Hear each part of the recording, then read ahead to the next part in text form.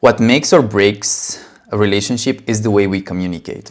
And if we want to have harmony in our lives, we want to prioritize connection over being right. This is something that comes up again and again in the people I work with and in my personal relationship as well. And a great way to know how to properly communicate is by using this emotion message map that's been inspired by Phil Merrill from Grounded Pursuit. And this basically takes us from identifying what an emotion message is and when that message comes to seeing when is the right time to share it and when is the right time to actually wait and act in a different way. So I'm going to go over this from left to right, and I'm going to share a personal example. So it's clearer for you what I mean by emotion message, and then you can actually learn how to apply this in your life as well.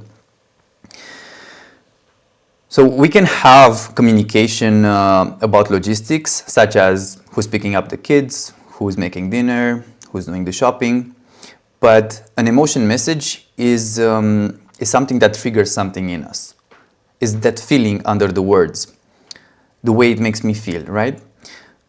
I'll give a personal example. A few days ago, my partner, Aurélie, called me to come for lunch. And after lunch, I asked, is it okay if I go back to work? And she was there, left to do the dishes. And she said, yeah, it's fine, but I feel like I'm the only one doing things around the house lately. And that was an emotion message because it triggered something in me. It made me feel a certain way, right? It gave me a reaction in my body. So when this happens, when you feel like your body is telling you something, it's making you tense, or you feel like you're not okay, then you have two options: to share it or to save it. In this particular scenario, since this happened before and we had some conversations before, and I have experience, I went through this whole map with her before, I knew what she meant by that. I understood that in that moment she needed more support from me.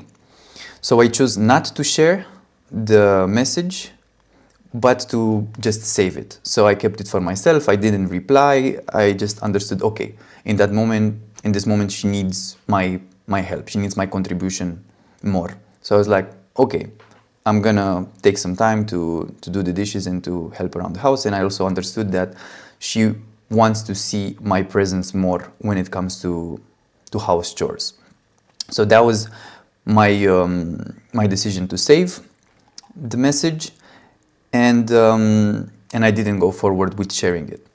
But you can have a different situation.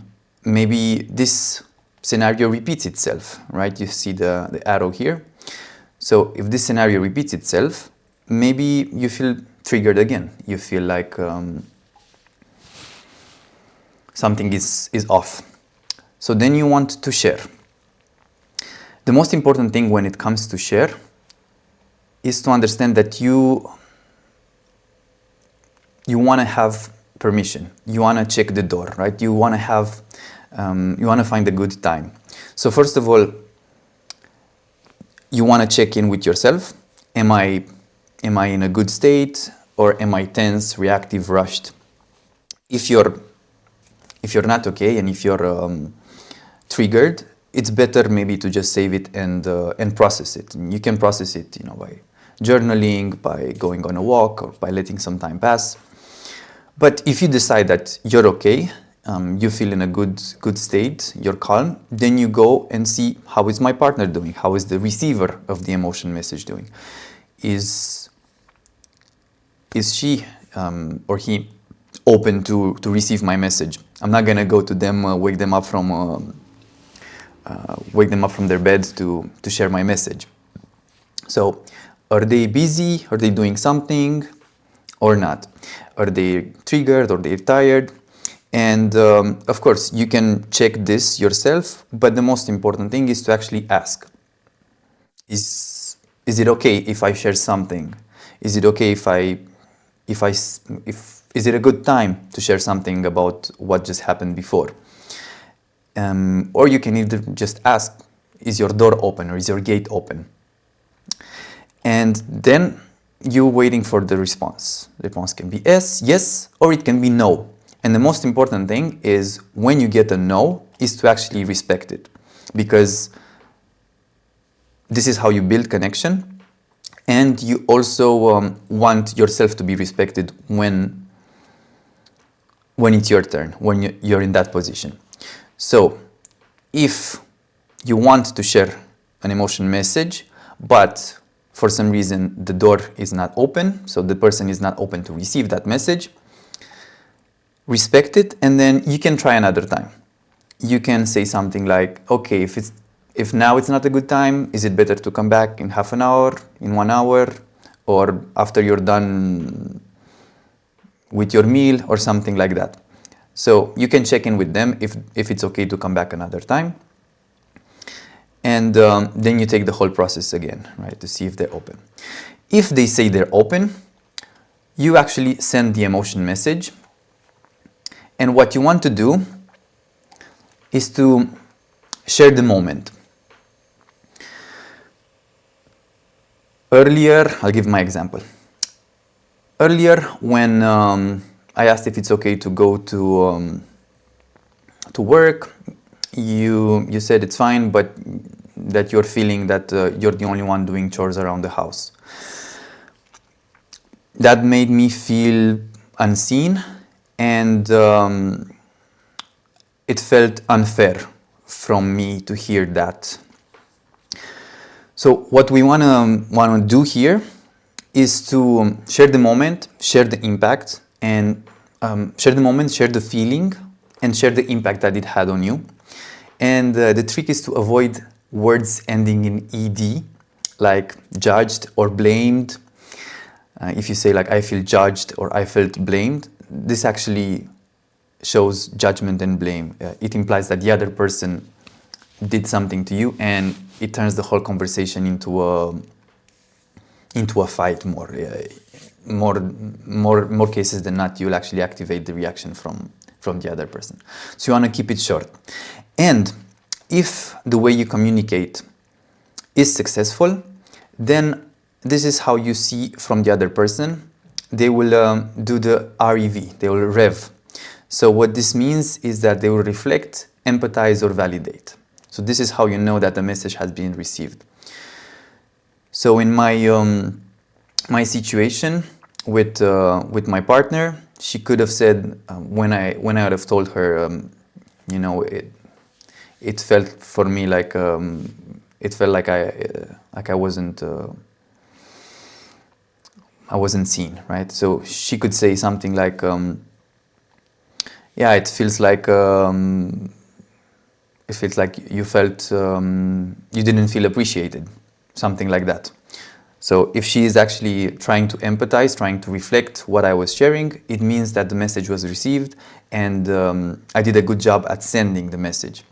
There's also the other scenario when, for some reason, the message doesn't get transmitted correctly and the door closes. So it's either maybe I said it in a way that triggered them, or maybe initially they said that they're open to receive the message, but they weren't. Or there's something else that came up. Maybe they feel triggered by what I said, not necessarily by the way I said it, and then you receive another emotion message. In that case, what you can do is you can go and rev them. So you can say, it sounds like what I said triggered you or impacted you. Or if they say that their door has closed, or you notice that their door has closed, you do the same as before, you respect, and then you try another time. This also works for the other scenario, for when you're in the position of the receiver. What you want to make sure is that you communicate clearly when you're open and when you're not, and actually respect that. So if your partner asks you if you're open to receiving a message, and you say no, you want to make sure that you respect that. This is for your own self-esteem, and this improves communication. And if you say something like, I can talk about it in half an hour, I'm gonna talk about it once I'm done cleaning my car or something like that, you want to make sure that you actually go back and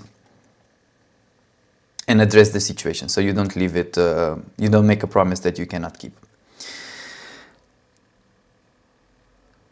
This is the map that really helped us improve our relationship. And what I want to say, one final closing statement, is that relationships, they don't die out of starvation, they die out of indigestion. So it's not like they don't have enough things to do or enough things to talk about, but they have this indigestible bits of communication that they haven't really processed, and this is what creates the separation. So if you want to avoid tension in your relationship, try this emotion messaging map and see how that works for you.